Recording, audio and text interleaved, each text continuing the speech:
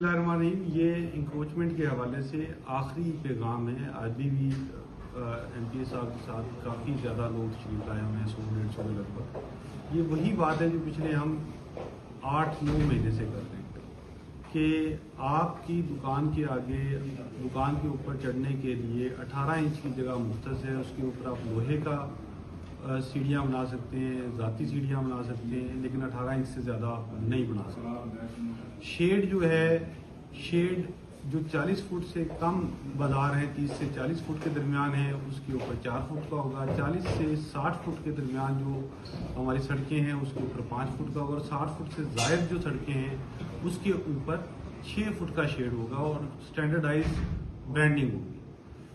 और इसके अंदर किसी भी किस्म की गुंजाइश मौजूद नहीं है कि किसी भी तरह का इंक्रोचमेंट की इजाज़त नहीं दी जा सकती। और ये जिन्होंने सीढ़ियाँ अपनी करेक्ट कर ली हैं, ये लास्ट वार्निंग है, लास्ट रिलैक्सेशन है। ये 5 दिन के लिए 20 तारीख के बाद अभी 5 दिन का टाइम हम मज़ीद दे रहे हैं कि अपने अपने रस्तों को ठीक कर लें, सीढ़ियों को ठीक कर लें, शेड्स को ठीक कर लें। हमने पीरा को भी, ज़िला कौंसिल को भी, म्यूनसिपल कमेटीज़ को भी ये पाबंद किया हुआ है कि वो पहले तस्वीर बनाते हैं, वायलेशन को नोट करते हैं, उसके बाद एक्शन लेते हैं। वो एक्शन करेंगे और सख्त एक्शन करेंगे। उनको ये अथॉरिटी भी दी गई है और वो एक्शन करने में हक में जानिब भी है।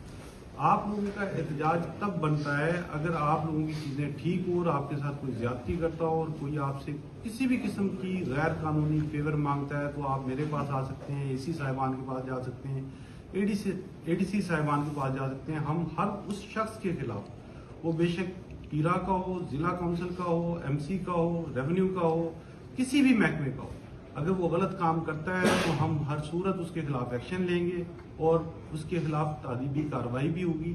लेकिन उसके लिए ज़रूरी है कि आप पहले अपने आप को ठीक करें। आप अगर इंक्रोचमेंट करते हैं, आपके ऊपर कार्रवाई करते हैं, तो वो बिल्कुल ठीक करते हैं, वो बिल्कुल गलत नहीं कर रहे। बहुत शुक्रिया।